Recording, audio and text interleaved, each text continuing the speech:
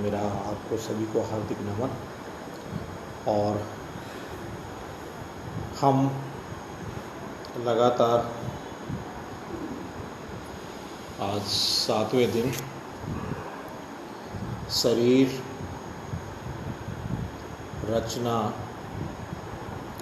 विज्ञान व योग, इसको लेकर चल रहे हैं। हम स्थूल, सूक्ष्म, कारण शरीर के साथ साथ शरीर के हम 5 आवरणों के बारे में भी हम जान चुके हैं। और योग क्या है, हमारी चित्तवृत्तियाँ क्या हैं, उनकी सारूप्यता क्या है, और जो ऐस्वरूप्यता भाव में रहती हैं, वृत्तियों के भाव में रहती हैं, तो फिर क्या हैं, और कौन कौन सी वृत्तियाँ हैं, उनको कैसे अभ्यास और वैराग्य के द्वारा हम उनका व्युत्थान करके उनको रोककर जहाँ वो खड़ी उनको अंतर्मुखी कर सकते हैं। वो लगातार अभ्यास हमारा जारी है। और अब उस क्रम में हम जानेंगे कि जब हमारा जो चित्त है, चित्त की भूमियाँ, उनकी अवस्थाएं, उनको हमने जाना और उनको एक रूपता में लाने के लिए, एकाग्रता में लाने के लिए अभ्यास और वैराग्य लगातार हमें करना चाहिए। अपने स्थूल शरीर के लिए, सूक्ष्म शरीर के लिए। और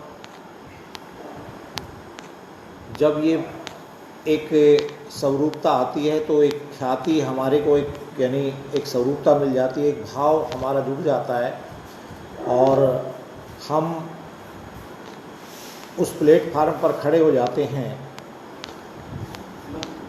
जहाँ से जो हमारी वृत्तियों में वितर्क हैं, विचार हैं, आनंद है, अस्मिता है, उसका रूपांतरण अंतर्मुखी हो जाए।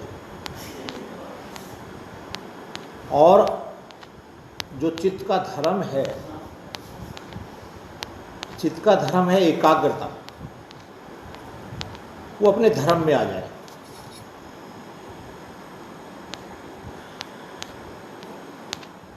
वो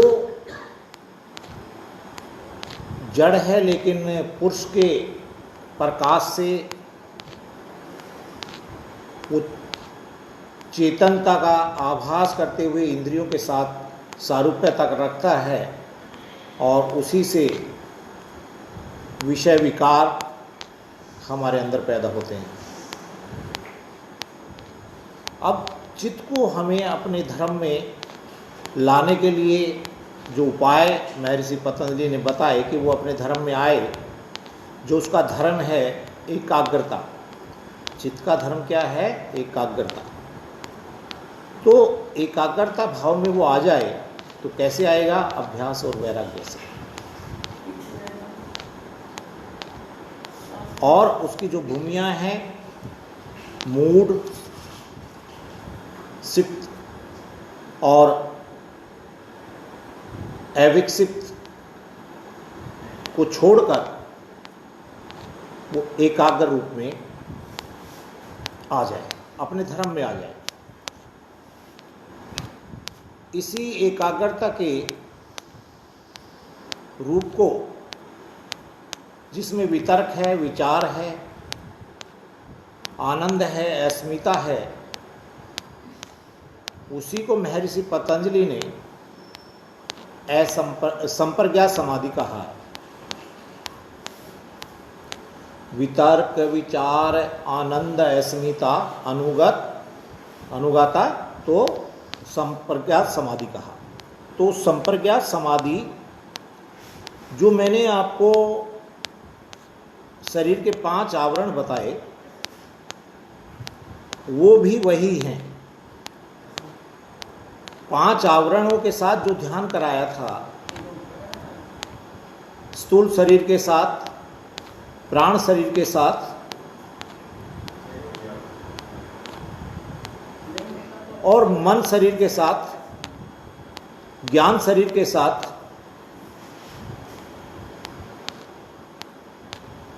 और आनंद शरीर के साथ, यही संप्रज्ञात समाधि है। ये जो शरीर के 5 आवरण हैं, ये 5 आवरण जो हैं, ये वितर्क, विचार, आनंद और अस्मिता भाव में ही है। जो हमने आपको 5 शरीरों के रूप में जो बताया, अब उन शरीरों के जो ध्यान अवस्था है, स्थूल अवस्था, उसको हम वितराग अनुगत समाधि कहते हैं, जिसमें 5 भूतों का ध्यान किया जाता है, यानी स्थूल वस्तुओं का ध्यान किया जाता है। तो ये हमारी वितरागानुगत समाधि है। और जब हम अपने प्राण शरीर में आते हैं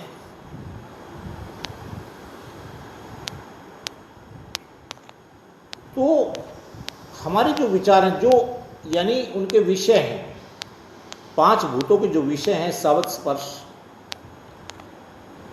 रूप, रस, गंध, ये सभी जो विषय हैं, ये सूक्ष्म रूप में हम उनका ध्यान करते हैं तो ये विचारानुगत समाधि कहलाती है। हम आप सभी का स्वागत है, भाई दुष्यंत जी का, संजीव नागपाल जी का, निर्मला नीलम बहन का, और अभी जो हमारे साथ आप जुड़ते हैं। देखिए, मैं आपको आज जो बता रहा था कि शरीर को किस तरह से हम काबू कर सकते हैं, और हम जो ध्यान कर रहे हैं, आज हम आ रहे थे 17वें सूत्र पर, और 17वां सूत्र जो हमारा था वो था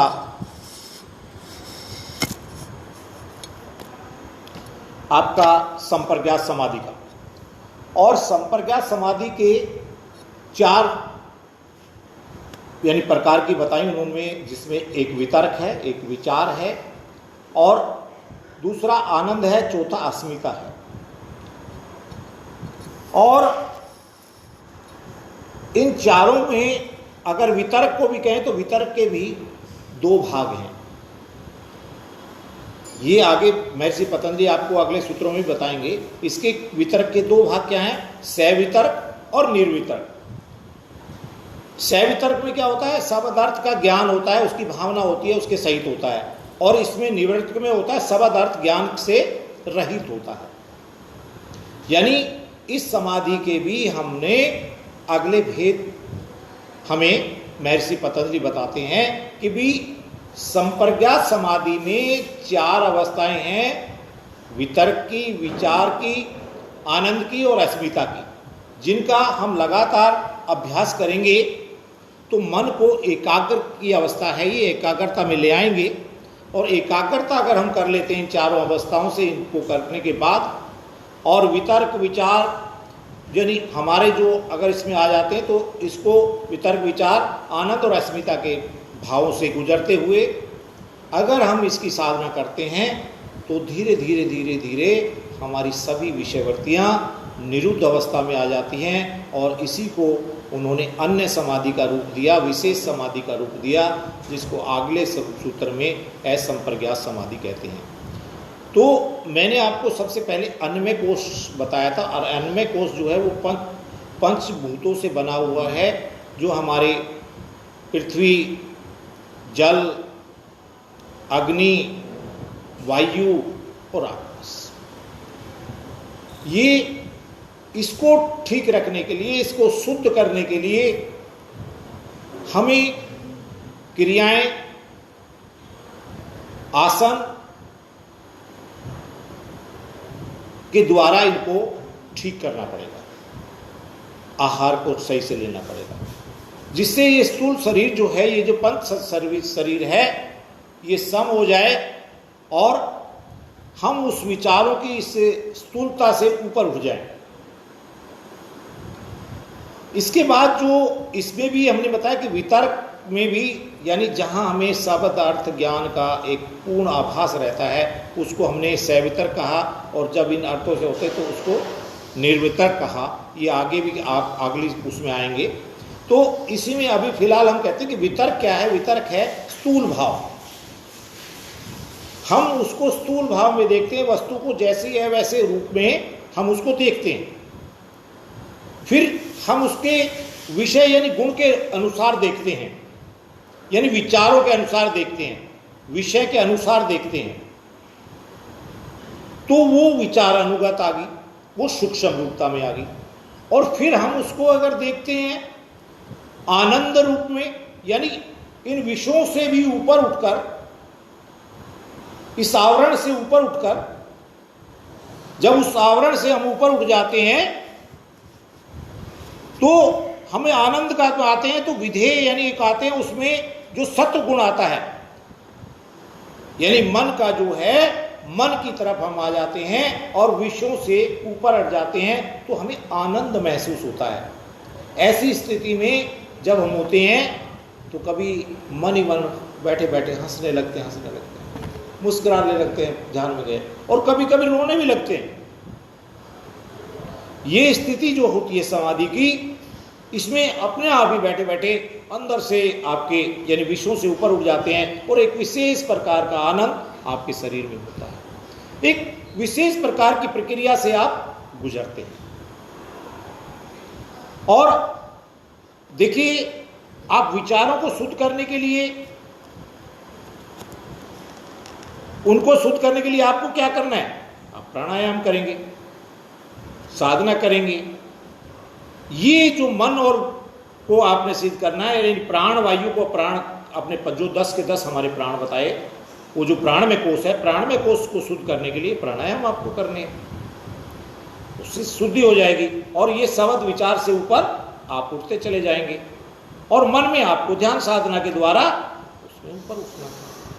इससे विज्ञान में कोष बुद्धि लेवल से आप उसके ऊपर उठते हुए, जो बुद्धि है, बुद्धि को ही चित्त कहा गया है, और बुद्धि के चित्त के सत्व को ही मन कहा गया है। कहीं चित्त और मन को एक कहा गया है, ये बुद्धि की ही लेयर है। और बुद्धि का लेवल ही हमें इतना बनाना है कि जो चित्त रूप है, जो पुरुष के प्रकाश के आवरण में चेतन में है, उस जिसका जो धर्म है एकाग्रता, तो इन साधना से संप्रज्ञात की जो इस साधना के द्वारा हम अपने को एकाग्र कर लेते हैं, और लगातार यही अभ्यास हम लगातार निरंतर करते रहते हैं। तो इन अभ्यास के बाद हम ऐसी अवस्था में पहुंच जाते हैं कि ये सब त्रोहित हो जाते हैं।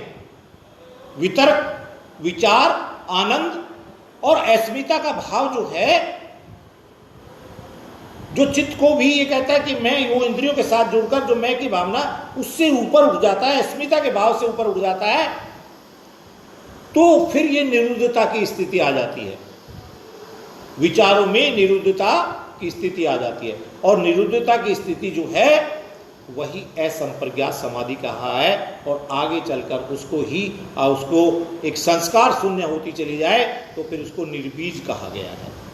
ये 51 सूत्र हम आपको है ना, आज हम 17वें सूत्र में संप्रज्ञात समाधि के लिए क्या करें, तो थोड़ा सा हम अपने जो स्थूल भाव है उसको ठीक करने के लिए थोड़ा सा पहले योगिंग और सूर्य नमस्कार करेंगे, क्योंकि मेरे साधक भी आगे जो बैठे हैं वो भी कर लेंगे। तो स्थूल शरीर को ठीक करने के लिए, और फिर हम अपने प्राण और मन में को शरीर को ठीक करने के लिए थोड़ी थोड़ी एक क्रिया और अभ्यास करते हैं, फिर इनकी थोड़ी सी साधना करते हैं। और संपर्ज्ञात और असंपर्ज्ञात को पूर्णतः समझते। संपर्ज्ञात के जो चारों आयाम हैं उनको कैसे साधना करके हम अपनी ऐसी अवस्था में आ जाएं कि निरुद्धता की अवस्था को पालें, हम विषयों से ऊपर हुए उस विख्यान को खत्म करते हुए हम निरुद्धता की तरफ बढ़ जाएं और हमारी एकाग्रता है वो निरुद्ध भाव में आ जाए, और निरुद्ध भाव में आ जाएगी तो हम सैव यानी निर्भीक समाधि की तरफ या असंपर्ज्ञात समाधि की तरफ एक अग्रसर होंगे। तो थोड़ा सा अभी देखिए इसमें क्या, शरीर में क्या है, ये सिर है, गर्दन है, धड़ है, उदर है, हाथ हैं, पैर, ये शरीर है। मैंने शरीर को पहले दूसरे बताया, अब इसको ले लीजिए, हाथ, पैर और सिर, गर्दन, आपकी धड़, उदर। अगर आप वितरक भाव से ऊपर उठना चाहते हैं तो हमें इस शरीर को शुद्ध करना पड़ेगा। इस शरीर को शुद्ध करने के लिए हम हाथों पैरों की क्रियाएं करते हैं और हाथों पैरों की क्रियाओं के साथ साथ हम अपनी गर्दन की एक्सरसाइज करते हैं और गर्दन की एक्सरसाइज के साथ हम पेट के लिए भी वो करते हैं, आसन करते हैं और प्राणायाम करते हैं। इनसे स्थूल शरीर जो है, जो वितरकों में स्थूलता में खोया हुआ है, उससे ऊपर उठ जाएंगे।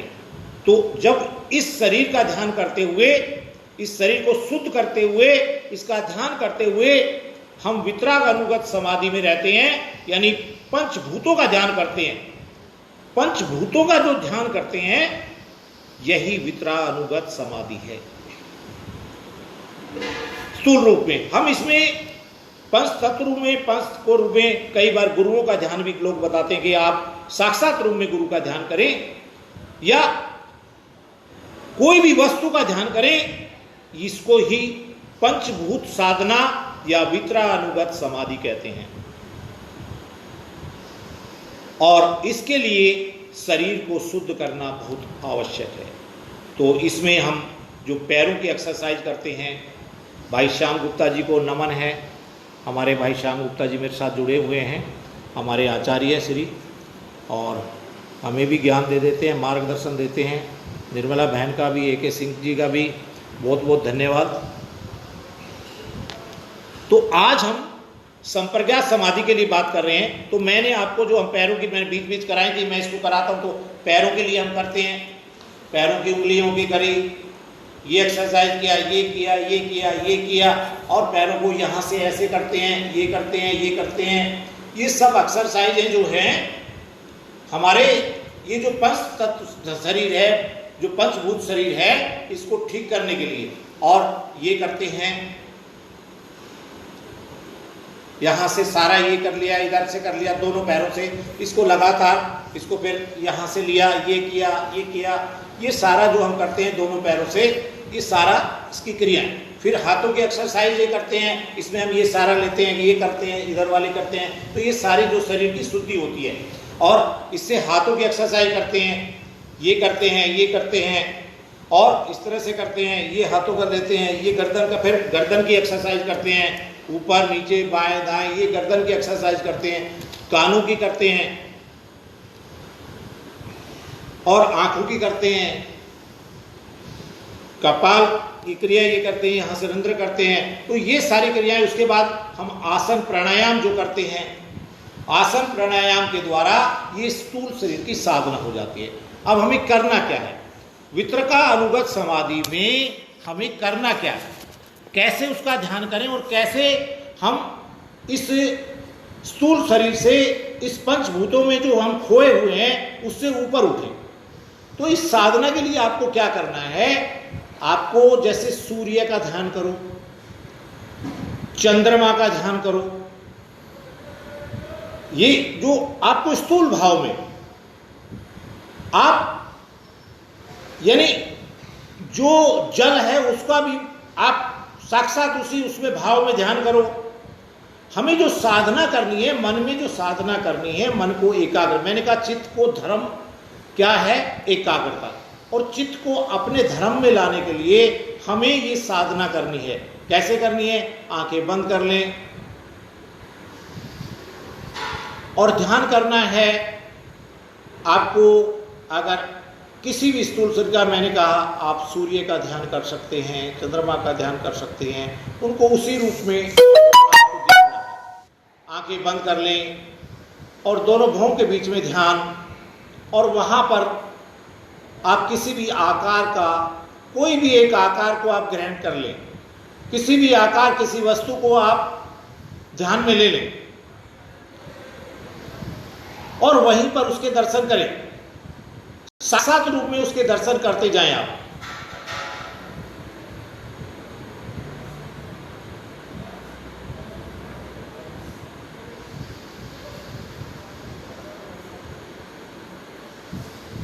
लगातार आपको दोनों भौं के बीच में आप किसी को भी केंद्र बना के, मैंने कहा इसमें आप गुरु की तस्वीर को भी पूरी तरह से धारण कर सकते हैं, उनके रूप को निहार सकते हैं।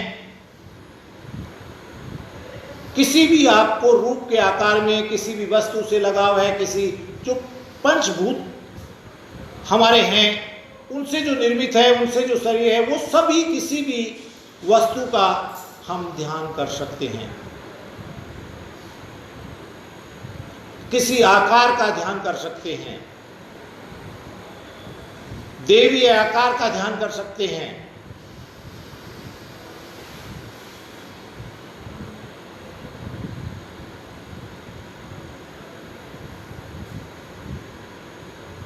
लगातार इस साधना से करेंगे तो आपका, फिर हम धीरे धीरे जो ये साधना हम बढ़ाते हैं, धीरे धीरे इस साधना को जब हम बढ़ाते हैं तो धीरे धीरे क्या होता है, हम स्थूल से अलग चले जाते हैं और हम उसके गुण और विषयों पर आ जाते हैं। धीरे धीरे जब आपकी ये साधना बढ़ेगी तो फिर अंदर के सूक्ष्म रूप को देखेंगे। फिर उसमें क्या देखना है आपको? शब्द, स्पर्श, रूप, उसके सूक्ष्म रूप को देखना है। आप सूक्ष्मता को देखना है। कैसे कोई भी अगर आप देखते हैं किसी भी वस्तु में, यानी उसकी सूक्ष्मता में खो जाएं। कैसे उसके गुण हैं, कैसे विचार हैं, कैसे उसका निर्माण है, उस चीज में आप खो जाइए।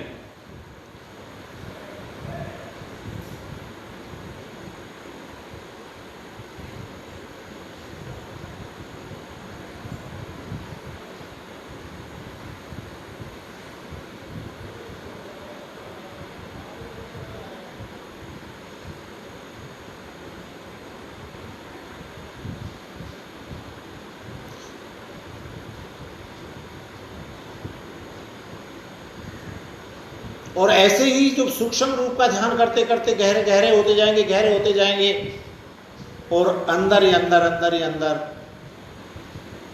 आप यानी भुआ से ऊपर उठ जाएंगे।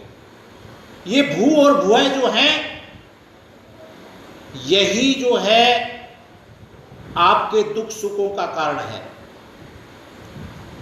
दुख और सुख का कारण क्या है? जिसमें आप और दुख और सुख महसूस कर रहे हैं, या सुख को भी दुख, दुख को भी सुख, जो भी महसूस कर रहे हैं, उनका कारण है भू और भुआ। भू और भुआ लोक में ये जो ऊपर के 16 लोग हैं वो धू लोक हैं, और 2 लोग हैं ये स्वर्ग की यात्रा के लोग हैं, बाकी ऊपर के। अभी हमने पहले यानी भूलोक में पंचभूतों का ध्यान किया, और भव्य लोक में हमने सूक्ष्मता का ध्यान किया।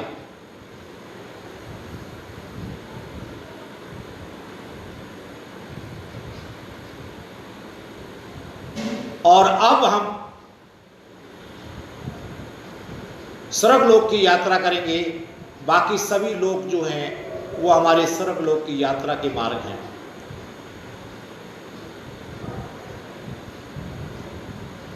स्वहलोक पे हम आ जाते हैं, स्वहलोक से स्वर्ग यात्रा शुरू हो जाती है, दीपक ज्योति जल जाती है और आप एकाग्रता का भाव आपके अंदर बढ़ने लगता है। जब आप इस लोक पर आ जाते हैं, स्वहलोक पर, तो आपके अंदर एकाग्रता का भाव बढ़ने लगता है, लगातार आप एकाग्र होने लगते हैं।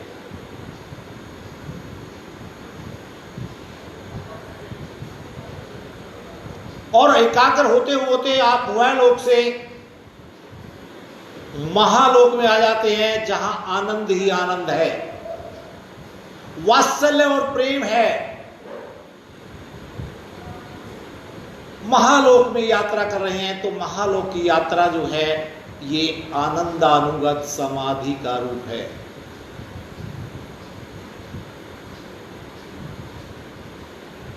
अब आप चेहरे पर एक मुस्कुराहट, एक तेज, महलोक की यात्रा, हृदय पर ध्यान।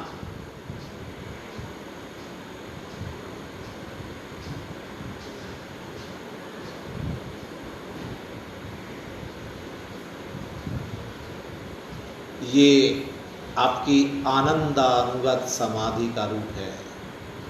अब आप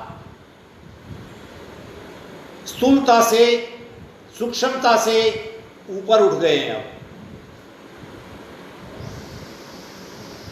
आप वितर्क और विचार से ऊपर उठ गए हैं। अब आप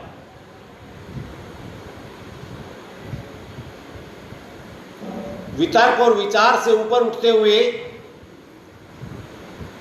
अब ना यहां पर शब्द है, ना अर्थ है, किसी भी तरह का आपको कोई, यानी आप इस समय सवितर्क और यानी पूरी तरह से निवर्तक होते हुए, जो आगे समाधियों का जिक्र कहा है, समापत्तियों का जिक्र किया है, सवितर्क और निर्वितर्क, तो आप उस समाधि में ऊपर होकर अब आनंद में हैं और यहाँ से आपको जो महलोक है वो आपको पूर्णता आनंद देता हुआ, दोनों भौं के बीच में ध्यान और हृदय पर ध्यान। जो सत्व है, चित्त का सत्व रूप जो है वो मन है। चित्त जो है प्रकाशशील है पुरुष के कारण, और उसका धर्म है एकाग्रता। चित्त का जो धर्म है वो है एकाग्रता। वो अपने धर्म को भूलकर विषयों के साथ जुड़ जाता है, सूक्ष्म और स्थूल के साथ जुड़ जाता है, और पुरुष को भी सुख दुख के भोगों के साथ जोड़ देता है, भोगों की तरफ जोड़ देता है।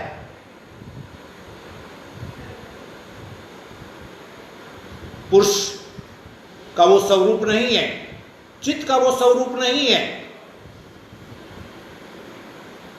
चित्त जो है दृश्य है, पुरुष जो है दृष्टा है। दृष्टा और दृश्य का मिलन, दृश्य दृष्टा की तरफ बढ़ता हुआ,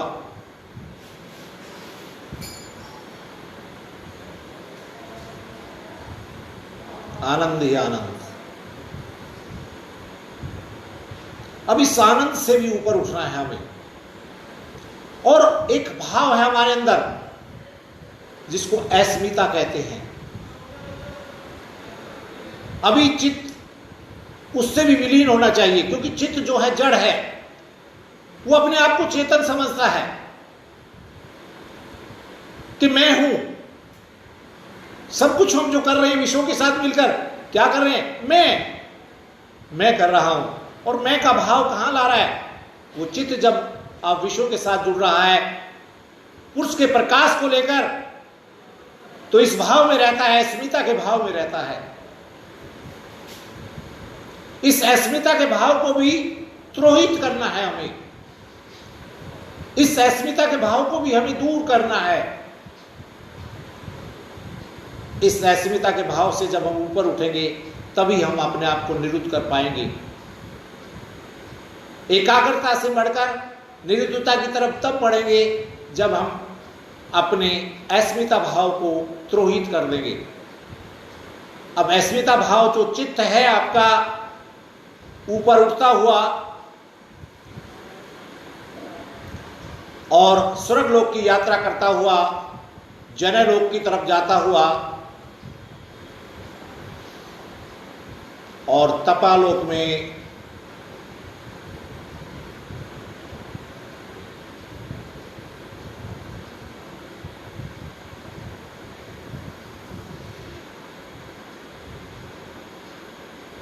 और इसका मिलन जो है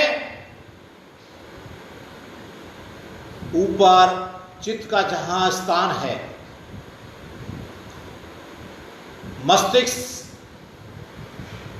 में बुद्धि का स्थान बोलते हैं, चित्त का स्थान कहां पर है, वही उसको अपने स्थान पर आ जाना चाहिए और त्रोहित हो जाना चाहिए। मैं के भाव से, अस्मिता के भाव से ऊपर ध्यान करें और अब जो बुद्धि है, जो चित्त है, वो अपने स्थान पर वितर्क, विचार, आनंद और अब अस्मिता भाव से भी ऊपर उठता हुआ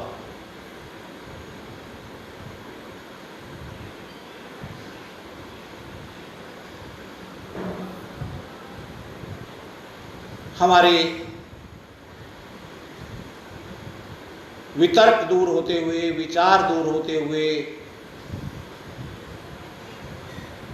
आनंद रूप होते हुए और अब अस्मिता का भाव विद्रोहित होते हुए, जो व्युत्थान था, जो लगाव था, वो सब दूर होता हुआ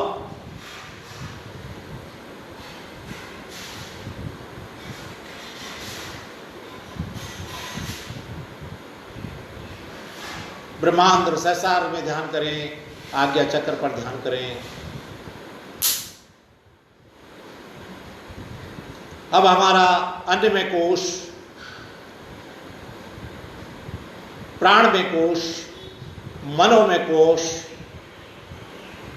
विज्ञानमय कोश, आनंदमय कोश, उनसे सबसे ऊपर उठते हुए हम इसमें संप्रज्ञात समाधि में इन पांचों शरीरों से भी ऊपर उठना है, तभी निरुद्धता है।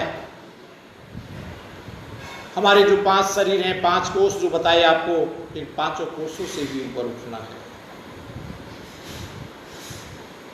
यही संप्रज्ञात समाधि है। इसका निरंतर अभ्यास करते जाओगे, निरंतर अभ्यास करते जाओगे तो धीरे धीरे आप विशेष समाधि में पहुंच जाओगे, जिसको महर्षि पतंजलि ने अन्य समाधि का रूप दिया। उस समाधि में पहुंचोगे जिसको संप्रज्ञात समाधि, असंप्रज्ञात समाधि कहा।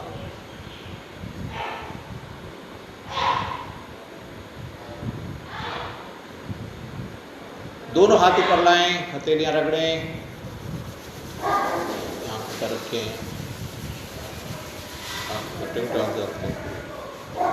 देखिए मैंने आपको संप्रज्ञात समाधि को समझाने का प्रयास किया। संप्रज्ञात समाधि जो है वो उसमें वितर्क है, विचार है, आनंद है, अस्मिता है, लेकिन इन भावों से भी हमें ऊपर उठना है। इसको कहते हैं एकाग्रता। ये समाधि नहीं है, अभी सिर्फ एकाग्रता लानी है। और एकाग्रता किसका धर्म है? एकाग्रता है हमारे चित्त का धर्म। उसको अपने धर्म में लाना है और उसको ये जो हमारा यानी जो भाव, वो रूपांतरण होता हुआ चित्त को उसी भाव में ले आए जिस भाव में वो होना चाहिए, बुद्धि को जिस भाव में होना चाहिए। और बुद्धि को फिर इसीलिए महर्षि पतंजलि ने आगे बुद्धि को क्या कहा है? ऋतम्रा प्रज्ञा कहा है। और उसकी भी 7 भूमियां बताई हैं। अगर चित्त इस तरह निर्मल होगा, एकाग्र होकर और निरुद्ध अवस्था में पहुंचेगा, तो हमारी बुद्धि का जो लेवल है वो ऋतंब्रा प्रज्ञा हो जाएगा, और उसकी भी 7 भूमियां और विकसित होंगी। जिनको सुविचार किया जाता है, प्रज्ञा तक वहां पहुंच जाएंगे। प्रज्ञा तक हमने पहुंच जाना है। तो चित्त की जो भूमियां हैं उनको सबको पार करते हुए, उनकी अवस्थाओं को पार करते हुए कब होंगे? जब इस तरह से हम ध्यान करेंगे। हम स्थूल भाव का ध्यान करें, स्थूल भाव से सूक्ष्म भाव का ध्यान करें, और सूक्ष्म भाव से आनंद भाव का ध्यान करें, और आनंद भाव से अस्मिता भाव का ध्यान करें, और अस्मिता भाव से ऊपर उठते हुए हम आ जाएं एक विशेष समाधि में, एक अन्य समाधि में, जिसको हम असंप्रज्ञात समाधि बोलते हैं। तो हम उस भाव में आ जाएं, तो जब वो रूप आ जाएगा, तो उस रूप में जब आएंगे तो हमारी ये निर्बीज समाधि की तरफ बढ़ेंगे। और धीरे धीरे जब ये बिल्कुल संस्कार शून्य होते दग्ध रूप में हो जाएंगे, जब किसके द्वारा? जब हम प्रतिपक्ष भाव में आते हैं, प्रतिपक्ष भाव में आते हैं, प्रतिपक्ष भावना के द्वारा। स्वामी जी प्रतिपक्ष भावना का ध्यान करा रहे थे आपको। प्रतिपक्ष भावना, प्रतिपक्ष भावना, प्रतिपक्षव भावना के द्वारा उनको दगद करते जाएंगे, और उनको दगद करते हुए जो कैवल्य में कहा है महर्षि पतंजलि ने, धर्म मेघ समाधि पर पहुंच जाएंगे, जो महर्षि पतंजलि ने आपको कैवल्य में बताई। तो हमें अपने धर्म में, जो हमारा धर्म है, जो चित्त का सर्व है, जो पुरुष का स्वभाव है, वहां तक आना है, उस धर्म में एक समाधि तक पहुंचना है। समाधि के अलग अलग रूप महर्षि पतंजलि ने बताए। इसको संप्रज्ञात को भी आगे सवितर्क का, निर्वितरक का समापत्ति के रूप में कहा, और हमारे विचारानुगत समाधि को भी 2 आगे भागों में आगे बांटा, जिसको सविचारा और निर्विचारा कहा गया। यानी उनके भी अलग अलग भाग हुए। यानी आपके विचारानुगत के भी 2 भाग और विचारानुगत के भी 2 भाग। उनके जो संस्कार हैं वो भी एक भाव को त्रोहित करते हुए ऐसे भाव में हम आ जाएं, एक समापत्ति भाव ऐसा हो जाए, एक सारूप्यता ऐसी हो जाए, जहां हम सविचारों से दूर होते हुए निर्विचार हों, और निर्विचार होते हुए एक प्रसाद मिले हमें, चित्त प्रसाद हम मिले। अगले सूत्रों में पढ़ेंगे, वो प्रसाद हमें मिले, वो आध्यात्म प्रसाद हमें मिले, और आध्यात्म प्रसाद को एक ख्याति प्राप्त करते हुए, एक विशेष गुण प्राप्त करते हुए, और प्रज्ञा ऋतंब्रा की बुद्धि प्राप्त करते हुए हम निर्बीज समाधि तक पहुंच जाए। और धीरे धीरे हमारा ये जो भाग, लगातार जो अभ्यास है, लगातार वो वैराग्य भाव है, वो लगातार हमें धर्म में एक समाधि की तरफ ले जाएगा। तो इस तरह से हमने ये संप्रज्ञात समाधि को जाना। इसके अभ्यास को आपको करना है।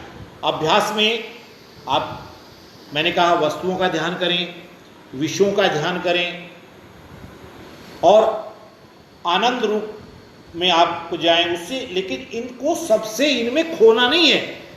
कुछ लोग यहीं तक रहते हैं बस। हम लोग जो हैं ज़्यादातर सभी जो है यहीं तक ही रहते हैं। किसी को आनंद रूप महसूस होने लगता है तो वो कहता है बस मेरे को सब कुछ मिल गया, मेरे को भगवान मिल गए। जब अंदर से वो अंदर से फूटता है, हंसने लगता है, रोने लगता है, और सोचता है कि भगवान मिल गए, परमात्मा से मिलन हो गया। आपकी ये जो समाधि है, जब आनंद रूप, आप इसमें अंदर ही अंदर हंसते हैं, कभी कभी रोने भी लगते हैं, और यहीं पर हम आके रुक जाते हैं।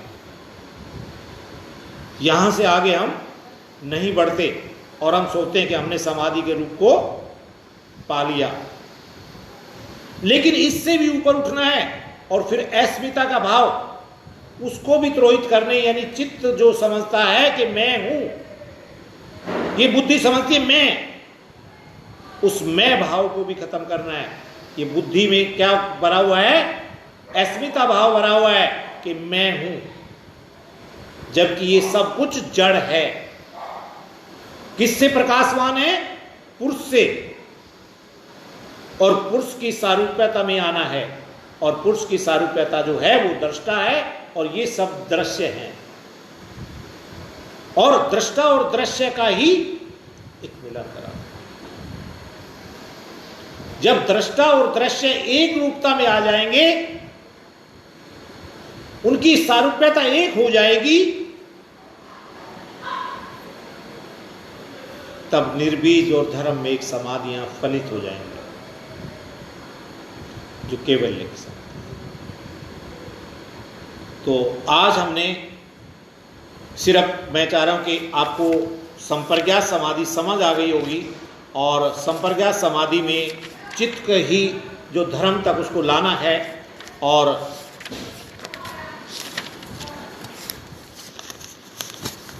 इसमें संप्रज्ञात समाधि के बाद उन्होंने जो कहा है उसको अन्य कहा है। विराम प्रत्याभ्यास पूर्वम संस्कार शेषो अन्य।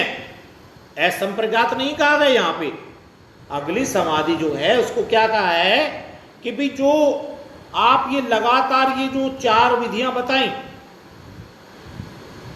उनका लगातार अभ्यास करते हो, एक विराम के साथ उनको करते जाते हो, उनमें एक विराम देके प्रत्येक अभ्यास कर लगातार करते हो, जो पूरा अभ्यास आपको बताएंगे उनको आप करते जाते हो, तो आपके जो संस्कार हैं वो यानी शेष जो है वो एक उसमें अन्य समाधि की तरफ ले जाएंगे, एक विशेष समाधि की तरफ ले जाएंगे, जिसको असंप्रज्ञात समाधि कहा है।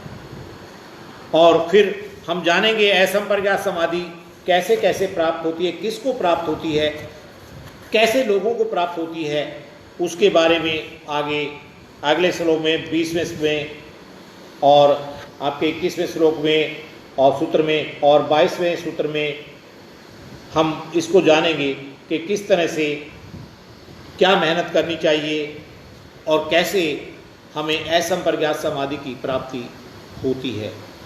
तो उन्हों को हम आगे जानेंगे। और अभी आप थोड़ी सी प्राणायाम साधना मेरे साथ कर सकते हैं, क्योंकि प्राणायाम साधना के द्वारा ही मन स्थिर होता है, श्वासों की साधना के द्वारा ही मन हमेशा स्थिर होता है। ये एकमात्र साधन ऐसा है। शरीर को शुद्ध करना, मैंने देखिए स्थूल शरीर को शुद्ध नहीं करोगे तब भी आपके जो आगे बताएं किस तरह की जो व्याधियां आती हैं, सत्यान आते हैं, अंतराय आते हैं, वो आपको परेशान करेंगे और फिर आपको समाधियों में नहीं जाने देंगे।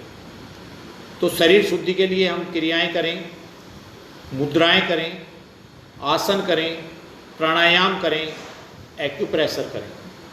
5 विधियों से हम शरीर को शुद्ध कर सकते हैं। और 5 शरीर के विधियों से शुद्ध करने के बाद हम ये साधनाएं करें जो आज बताई आपको, वितर्क के अनुसार, विचार के अनुसार और आनंद के अनुसार, अस्मिता के अनुसार, इन चारों को त्रोहित करते हुए हम आगे बढ़ें असंप्रज्ञात समाधि की तरफ। और असंप्रज्ञात समाधि कब प्राप्त होगी? जब लगातार अभ्यास वैराग्य के भावों के साथ इन समाधियों का आप ध्यान करते हैं और ध्यान को एकाग्र करते हुए, उस विधि को एकाग्र करते हुए निरुद्धता में पहुंचते हैं, तो असंप्रज्ञात रूप में आप होंगे। और असंप्रज्ञात किस किस को प्राप्त होती है उसको हम आगे जानेंगे, लेकिन उससे पहले आप कुछ श्वासों की साधना करें। श्वास भरें, रोकें, श्वास खाली करें, रोकें, श्वास भरें, अंदर रोकें, श्वास खाली करें, रोकें। इस तरह से मन शांत हो जाता है। आप लगातार ये श्वासों की साधना करते हैं, श्वास को भरना, अंदर रोकना, श्वास को बाहर छोड़ना, रोकना। इससे आपका मन शांत होता है, मन एकाग्र होता है, और मन एकाग्र होता है तो संप्रज्ञात समाधि की जो फल है वो आपको मिलता है, वो फलीभूत होती है संप्रज्ञात समाधि। आप वितर्क, विचार, आनंद और अस्मिता के भाव से ऊपर उठ जाते हैं और विशेष समाधि में पहुंच जाते हैं। तो ये लगातार अभ्यास आप इसको प्राणों से कर सकते हैं। श्वास का भरना, अंदर रोकना, श्वास को बाहर छोड़ना, इससे धीरे धीरे हमारा जो चित्त सत्व है वो अपने धर्म की तरफ लौटना शुरू कर देता है। उसका धर्म है एकाग्रता। चित्त का जो धर्म है वो एकाग्रता है, वो अपने धर्म की तरफ लौटना शुरू कर देता है। चित्त बुद्धि का रूप है, बुद्धि ही है, और हमें वहां तक पहुंचना। बुद्धि में ही अस्मिता है। बुद्धि के कारण ही हम कहते हैं कि हम, ये सारा संसार मेरा, ये घर मेरा, ये बार मेरा, ये सब कुछ मेरा। हर चीज में ये अस्मिता के भाव, इस अस्मिता के भाव को भी तिरोहित करना। भगवान श्री कृष्ण ने यही कहा, इन सब से ऊपर उठना है, इनको नहीं। जो मैं भाव से जुड़े हुए हैं, ये मेरा, ये मेरे भाई बंधु, ये मेरा शरीर, ये मेरा सब कुछ, ये इन भावों से जब ऊपर उठते हैं, अस्मिता भाव से जब ऊपर उठते हैं, तभी हमें अपवर्ग मिलता है। यही हान है। हर चीज का हे होता है, हे हेतु है, हान है, हान उपाय है। यानी किसी भी चीज का जो रोग है, रोग का कारण होता है, उसकी समाप्ति होती है, समाप्ति का उपाय होता है। दुख होता है, दुख का कारण है, उसकी समाप्ति है, उसका उपाय करते हैं। यही महर्षि पतंजलि बता रहे हैं आपको। आपको अपने आप से ऊपर उठना है, और जब हम अपने आप से ऊपर उठेंगे तो धीरे धीरे असंप्रज्ञात, निर्बीज और धर्म में एक समाधि की तरफ बढ़ेंगे। इस रास्ते में हमें बहुत कुछ प्राप्ति होंगी। उन रास्तों में जो भी प्राप्तियां हों, उनसे हमें, उनमें रुकना नहीं है, उनमें उलझना नहीं है। उनको दृष्टा भाव से देखते हुए चलना है, एक दृश्य रूप में देखते हुए चलना है, और धीरे धीरे दृष्टा और दृश्य धीरे धीरे खो जाए, दृष्टा अपने आप में, अपने रूप में आ जाए। यही है सब कुछ धर्म में एक समाधि। धीरे धीरे धीरे क्या होगा कि दृष्टा जो है, पुरुष जो है, अपने स्वरूप में आ जाएगा, आत्म स्वरूपता में आ जाएगा, और आपकी बुद्धि का जो लेवल है, चित्त जो है, वो और निखरता जाएगा। और सुविचारना, सुबुद्धि, सन्मति, ये सारी जो बुद्धियां हैं, वो सारी बुद्धियां आपकी बढ़ती चली जाएंगी, और एक तुरज्ञा बुद्धि की तरफ आप बढ़ जाएंगे। यही साधना आपको लगातार करनी है। लेकिन इस साधना के लिए महर्षि पतंजलि ने कहा है, आपको निरंतर अभ्यास करना है, और विषयों से वृत्ति, विराग भाव रखना, वैराग्य भाव रखना है, प्रत्याहार पर पहुंचना है, प्रत्याहार करना है। उस आहार को बार बार नहीं अपनाना, आहार को नहीं लेना। जो विषयों की तरफ हैं, जो विषयों के भोग हैं, उनसे दूर हटना है। ये लगातार तब संभव होगा जब निरंतर आप प्रत्याहार के द्वारा निरंतर अभ्यास करते जाएंगे, निरंतर अभ्यास करते जाएंगे, वैराग्य भाव रखेंगे। ये साधना तब फलित होगी। संप्रज्ञात की अगर समाधि को हमने पा लिया तो आत्म स्वरूपता को जरूर पा लेंगे हम, निरुद्धता आ जाएगी। लेकिन लगातार अभ्यास और वैराग्य भाव से लगातार इसको करें, तभी ये संभव है।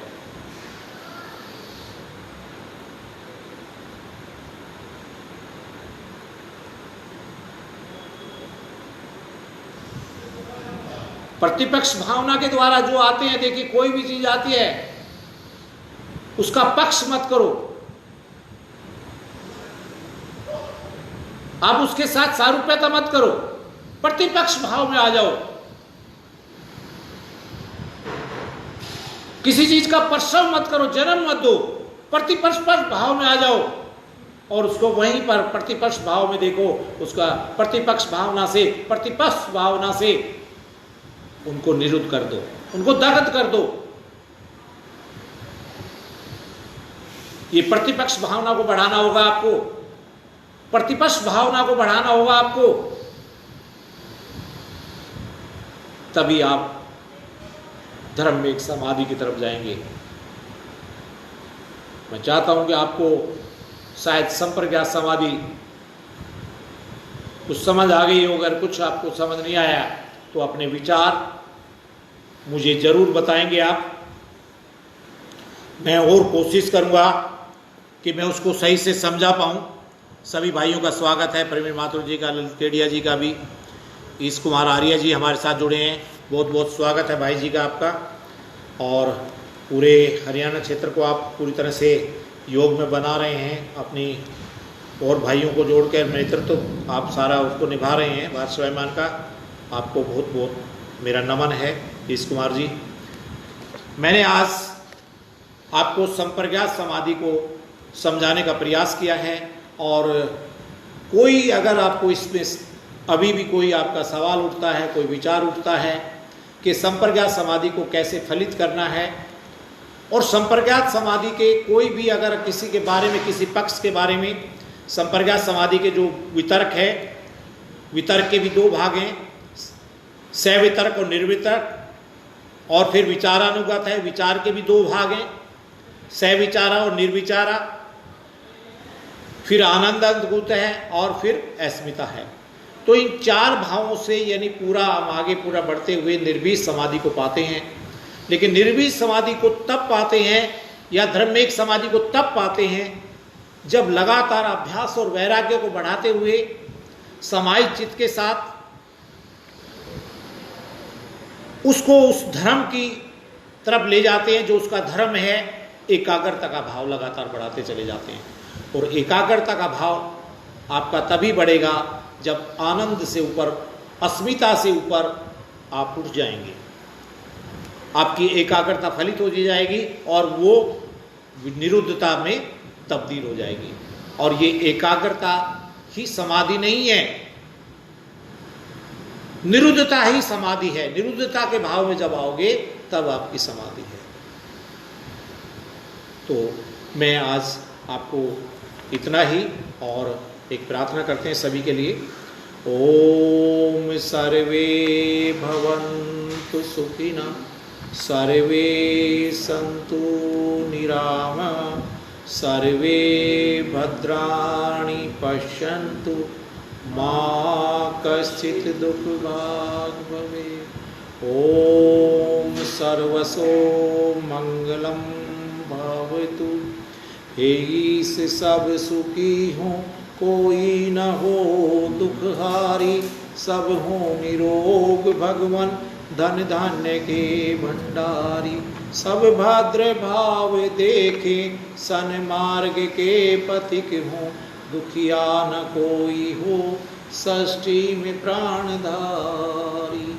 सबका भला करो भगवान, सब पर दया करो दयावान।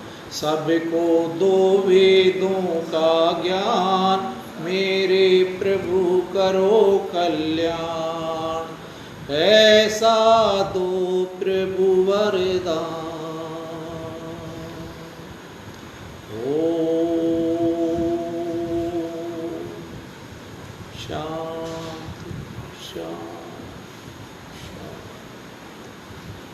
सभी को मेरा नमन। आप सभी मेरे साथ जुड़े, और बाद में भी जो मुझे देखते हैं, किसी भी तरह का कोई विचार आता है, कोई सवाल आता है, किसी भी आप उस पर्सन को आप मुझे बेझिझक पूछ सकते हैं। जितनी मेरी ज्ञान की सामर्थ्य है उसके अनुसार मैं उसका जवाब देने का प्रयास करूंगा। आज मैंने संप्रज्ञात, देखिए मैंने सबसे पहले आपको यही कहा कि चित्त को जानो। चित्त है क्या? चित्त का धर्म क्या है, दृष्टा क्या है, दृश्य क्या है। कुलदीप भाई का भी धन्यवाद है, कुलदीप जी हमारे साथ जुड़े हुए हैं, और सुषमा रानी बहन का भी स्वागत है। तो हमने चित्त की भूमियों को जाना, चित्त के जो प्रभाव उनको जाना और विषयों को जाना। हमने उसकी पुरुष की सारूप्यता क्या होती है और वो आत्म की तरफ होता है, यानी पुरुष की तरफ जो जाता है तो वो सारूप्यता क्या है, और हमारे विषयों की तरफ की सारूप्यता क्या है, वृत्तियां क्या हैं उनके बारे में जाना, और वृत्तियों को निरुद्ध करने के अभ्यास और वैराग्य के उपाय को जाना, और उसके बाद आज हमने संप्रज्ञात समाधि के भागों को जाना। वितर्क के क्या भाग हैं, विचार के कितने भाग हैं, और आनंद और अस्मिता को क्या है, और आनंद और अस्मिता से भी ऊपर जाना है, हमें वहीं खो नहीं जाना है। ज़्यादातर लोग जो हैं वो आनंद और अस्मिता में ही खो जाते हैं और वहीं सोच लेते हैं कि मेरी समाधि फलित होगी और मेरा परमात्मा का मिलन हो गया। लेकिन हमने इनसे सबसे ऊपर जाना है, अन्य समाधियों में जाना है। वो अन्य समाधि कौन सी है? निर्बीज, धर्म में एक समाधि, इनकी तरफ जाना है। ओम। धन्यवाद।